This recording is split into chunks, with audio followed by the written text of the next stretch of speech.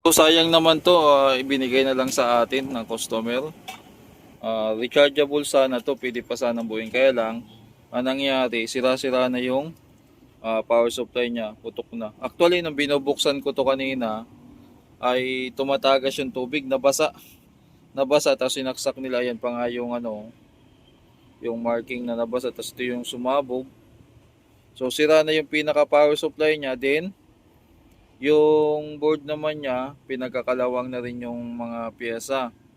Ayan, putol-putol na. Pati mga switch. Tsaka yung sa ilaw. Ayan, sunog na rin. So, minabuti nating subukan. Subukan paganahin yung motor niya. Kahit hindi na siya, kahit wala nang ganito. Kumbaga, last option na para magamit. Sayang naman kasi sinubukan natin sa dito, meron tayong 12 volts na 3000 milliampere or 3 ampere. Subukan natin. So ilagay lang natin yung camera dito. So lagay natin diyan. Saan ba natin ilagay itong naka-zoom.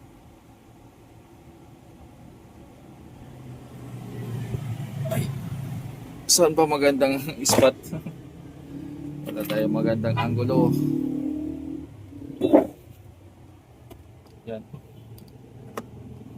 Pwede siguro ito taasan natin.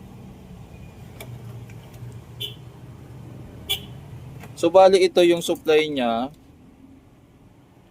Kinuha na natin. Ngayon, gagamit tayo ng adapter. Saksak natin itong adapter na to, gamitin natin. Patayuin po lang muna natin ito. Ano mangyayari dito? Yan. Saksak natin.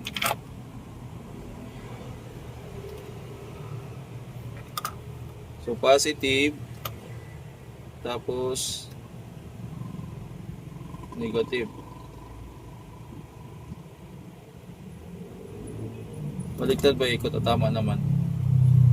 So problema niya ay pahinto-hinto. Lagay natin dyan.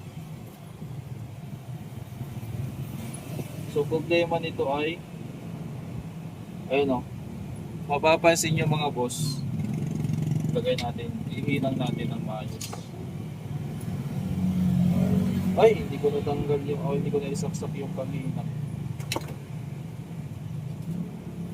Ang problema niya, pag kinabit natin to, na putol-putol yung niya.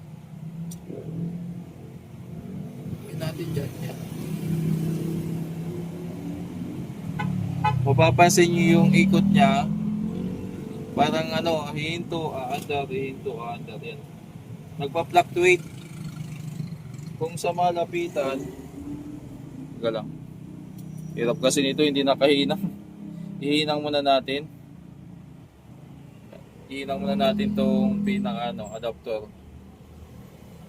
So tingnan natin kung sa motor talaga or sa supply natin. Pero ito, nasa 3 ampere na to eh.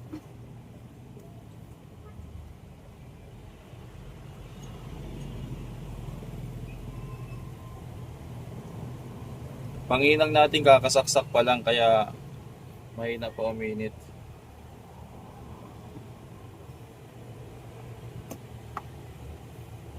Okay na rin itong panginang na gamit natin kasi Shei. Ito ata iwan ko lang kung magkano to sa bago sa online. Siguro ilagay na lang natin yan sa description. Tapos yung panghinang. Tapos yung mga ginagamit natin na soldering lead ay Broadway, maganda rin gamitin. Actually, apat yan. Ipaparapol natin yan mga boss. Panihinang muna natin para makita nyo ng tama, ng maayos. Dapat kasi 3 ampere, okay na to. Yan.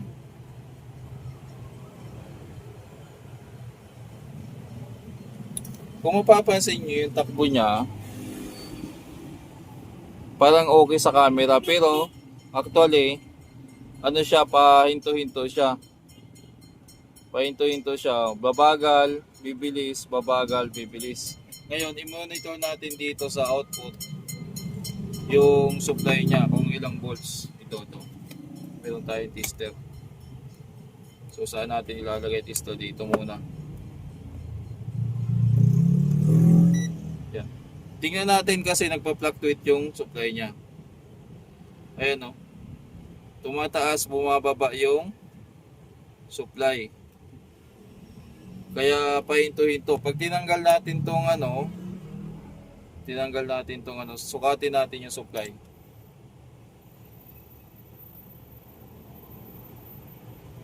$12 volts naman. Pero ayan, 12 volts. Itatap na natin dito. Yan, nagda-drop, babagsak. Naisipan ko ito yung ikabit natin. Made in China, mga sinaunang adapter to. Actually 9 volts lang to, tapos 1000 milliampere. Kung tutusin, kung sa amperage yung babasihan at saka sa voltahe, lamang sana to or mas mataas to. Kaya lang ang problema nga, nagpa-fluctuate. Subukan natin tong adapter na to kung uubra. Yan. O, isaksak ko na muna to. Tapos sukatin natin sa tester yung output niya. Kung ilang volts. 13. So hindi lang pala 9 volts to, 13 volts din pala to. Tanggalin natin. So ito yung output niya. Tingnan natin kung aandar. Ayun, mas mabilis ang andar dito mga boss. Ayun o. So pwede pa. Malakas yung andar niya.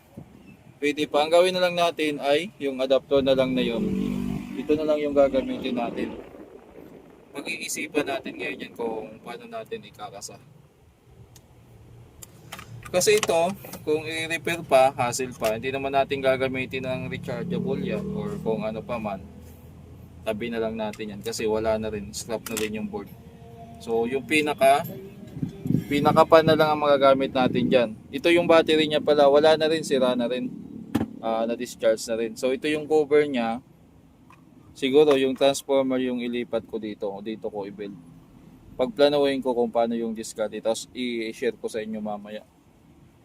So kinalas ko, maliit nga lang yung yung transformer niya, nasa 1 ampere nga lang. Pero okay na rin kasi kaya niyang paanda rin yung pan. Subukan natin to.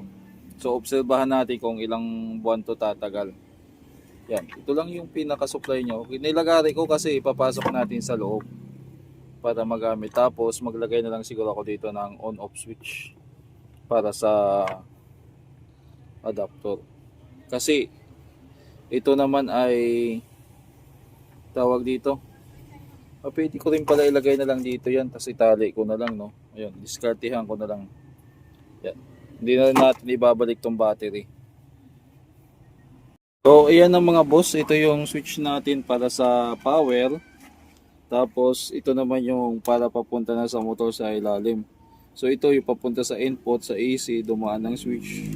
Yan, tapos papunta na dito. So, nagawa na natin ang paraan. Diyan na natin na-build yung transformer. Maliit lang, pero kahit pa paano hindi siya bumibigay.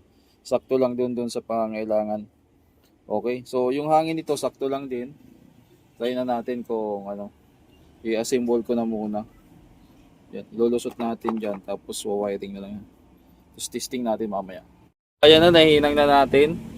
Yung ilalim, hindi pa pala natin na lagay yung takip. Yan. So subukan na natin kung pwede. Okay, ayan. Power on na natin. Ayun. Yun, no. Ayos. May electric pa na ako dito. Yan, ayos na.